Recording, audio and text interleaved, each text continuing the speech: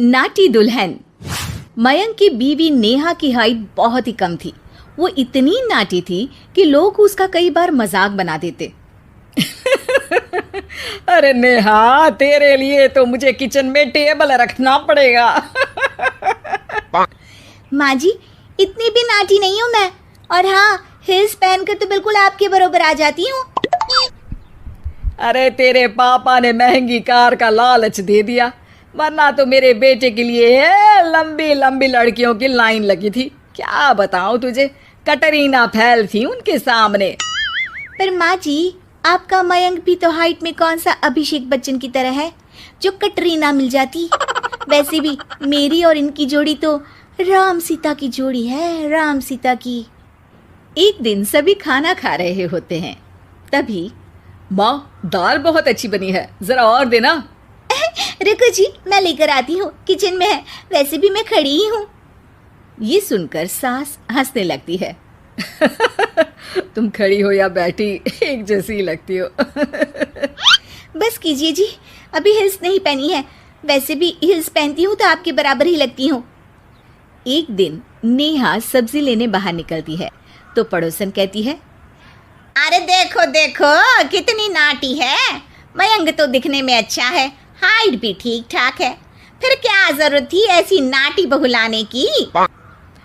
दहेज बहन, दहेज, अंधे हो गए थे पैसों के पीछे, अब करे जगह साई।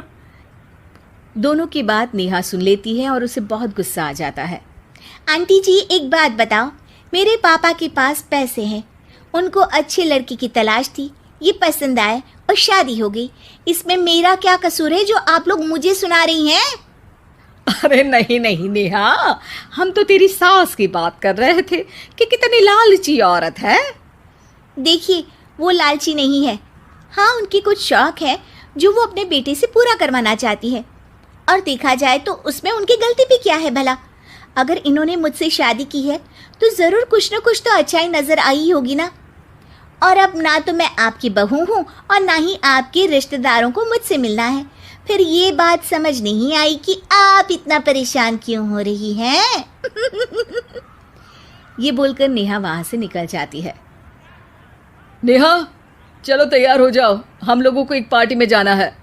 नेहा तैयार होकर पार्टी में जाती है, जहाँ मयंक का दोस्त उससे कहता है, अरे मयंक, तू लकी है यार, तेरी बीवी की हाइट इतनी कम है कि तुझे बच्चे की जरूरत ही नहीं है, भाभी ही बच्ची जैसी है। और मयंक, मेरी बीवी इतनी कम हाइट की हो ना तो मैं तो घर से बाहर ही ना निकलूं, कहीं फुदक कर चली गई तो लेने के देने पड़ जाएंगे।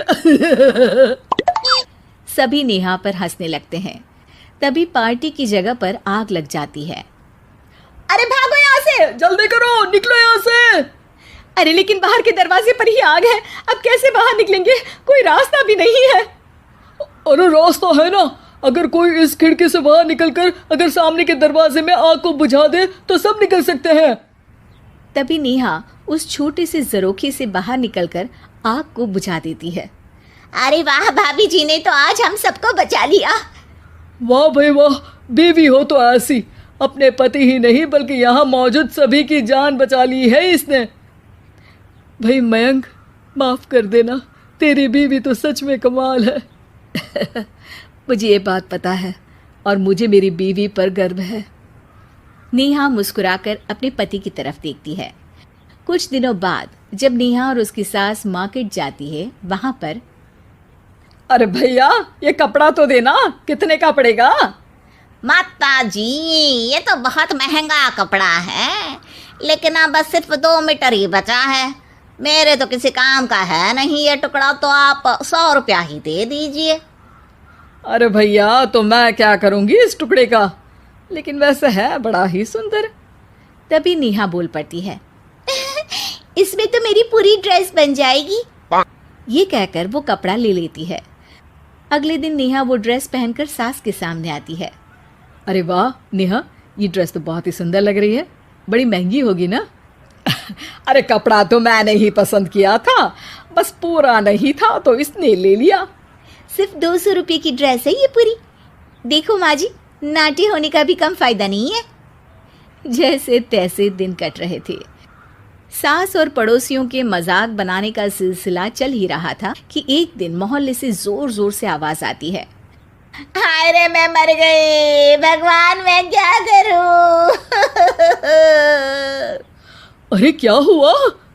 देखते हैं तो सभी एक हॉल के सामने भीड़ लगाकर खड़े हैं। मेरा बेटा प्रिंस गड्ढे में गिर गया है।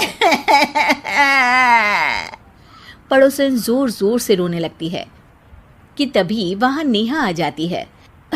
रोइए मत, मैं प्रिंस को लेकर आती हूँ।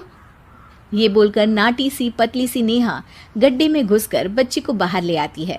अब क्या था, एक बार फिर नेहा के लिए पूरा मोहल्ला तालियां बजाता है। मुझे माफ कर दो नेहा, मैंने तुम्हारी हाइट का कितना मजाक उड़ाया था। कोई बात नहीं मौसी, प्रिंस ठीक है, ये बात है। अब वो दिन आता है जब सास नेहा की तारीफ करती है। वाह बहू वाह, तेरी तारीफें सुन सुनकर तो मैं खुश हो गई। आज तो तूने ये साबित कर दिया कि समाज में इंसान अपने रंग रूप और लंबाई चौड़ाई से नहीं बल्कि साहस और हौसले से काबिल कहलाता है। मुझे माफ़ कर देना बेटा।